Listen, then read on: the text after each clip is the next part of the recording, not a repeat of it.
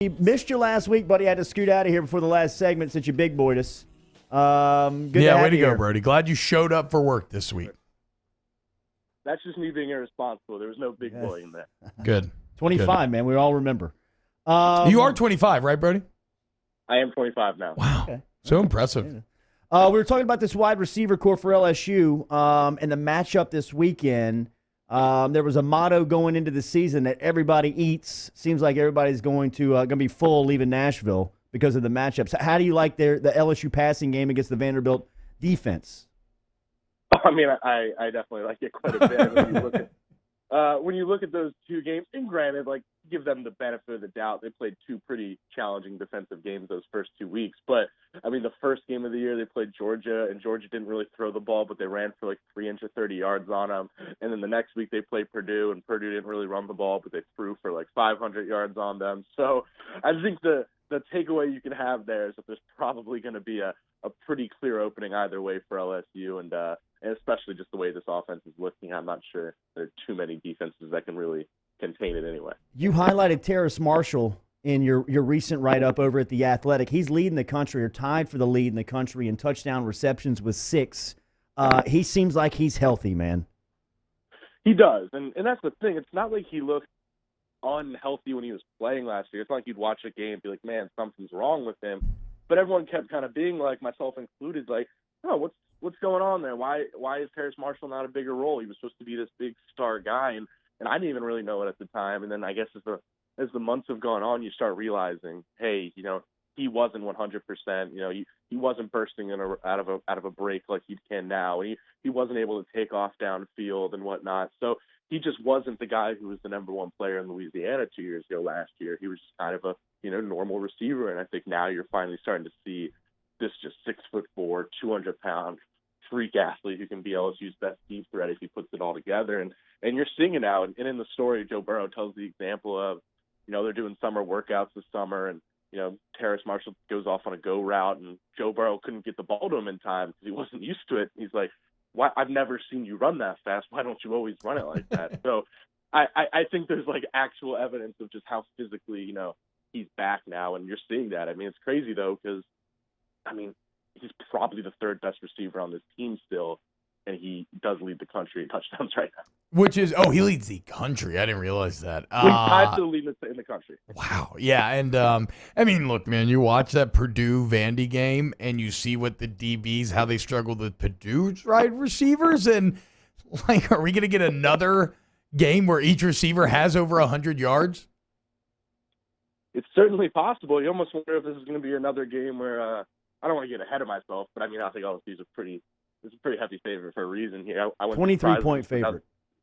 Yeah, so I wouldn't be shocked to see if you started seeing some more backup reps Saturday as well. But yeah, I think they're kind of on a mission to make sure everybody eats. Remember? Yes. You saw Derek Dillon get plenty of targets last week, and Stephon Sullivan, even Jerry Jenkins. So it does seem like they're trying to balance it out a little bit. But this could be another day where that pass attack kind of puts on a show and pads Joe Burrow's Heisman numbers.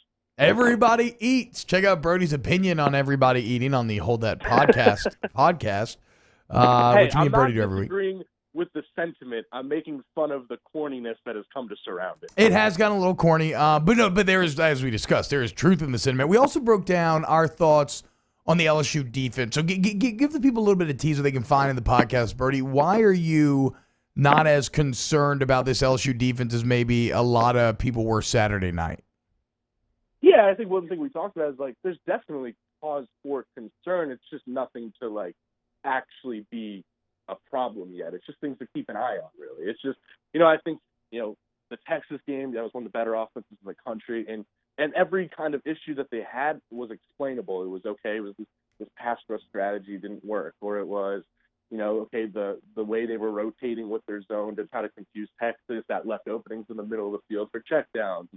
And then you look at this past week, where, listen, as much as you want to be like, oh, they should be focused, I don't think they were entirely, locked in those first few drives in that game. And then the one concern that you might want to point to and keep an eye on these next few weeks is Northwestern State was able to attack their zone, specifically in the middle of the field where, Kerry Vincent and those safeties were. So that's something to definitely keep an eye on. I think if more teams keep doing that, that's a real problem. But the rest of it, it all seems – also you had 4 starters out last week on defense. So, yeah, if the pass rush remains an issue with Kayvon Chaisson, with Rashard Lawrence, with Glenn Logan down the road, yes, write your strongly worded letters to Dave Aranda. But for now, I just think it needs to be in wait-and-see mode.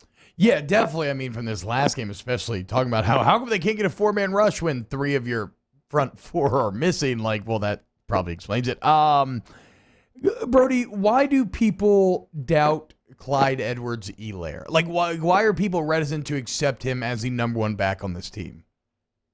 I think there's a few things that probably factor in there. I think one, it's just human nature.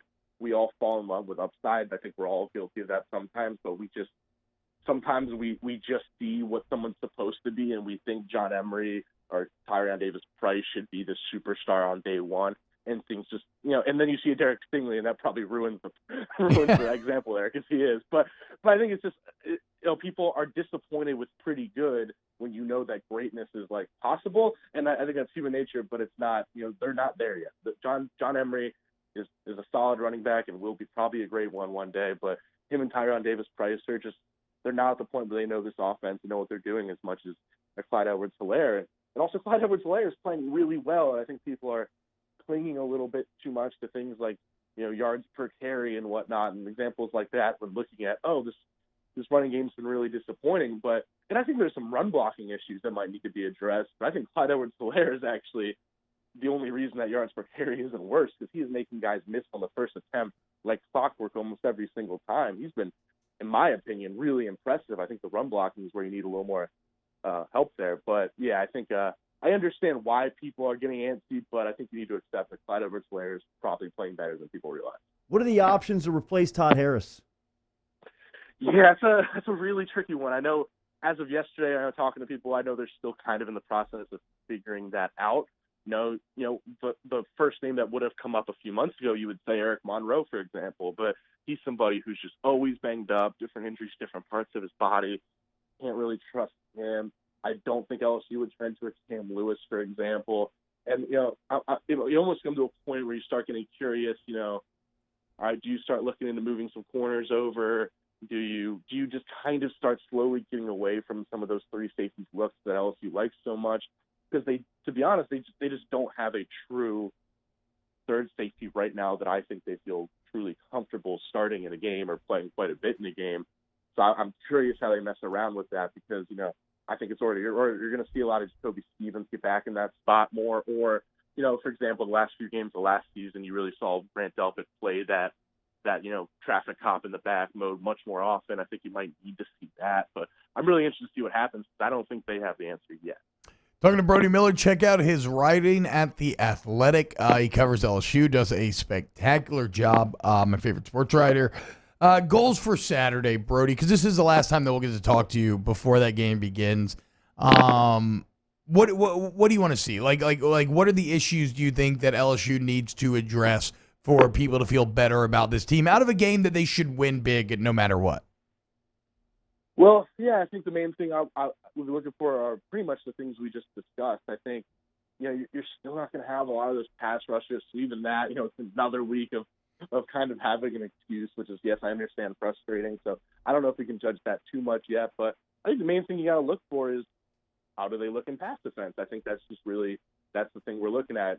How does Terry Vincent look? Do they go back to playing a lot of man, or do they stick with the zone and just look at that as kind of a fluke issue? I'm really interested to see what they do there. And, is that middle of the field, slot receiver area on pass defense an actual issue? I think you need to prove that isn't. And then the other thing I'd say is what we were also talking about is the run game. I think a lot of people are getting frustrated with that. The passing game is dominant right now, maybe the best in the country or up there, but you want to see them actually be able to open up some holes for running backs and actually, have a higher yards per carry to calm people down. So I think those are the 2 things I'm looking for.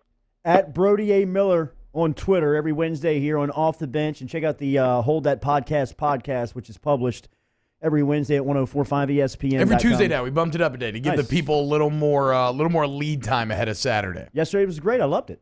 Yeah. Okay. Oh, yeah. Okay. All right, close it out next. I get it. Thank you, Brody. Thanks, guys. Later, bro. Off the bench with Kalana and T-Bob.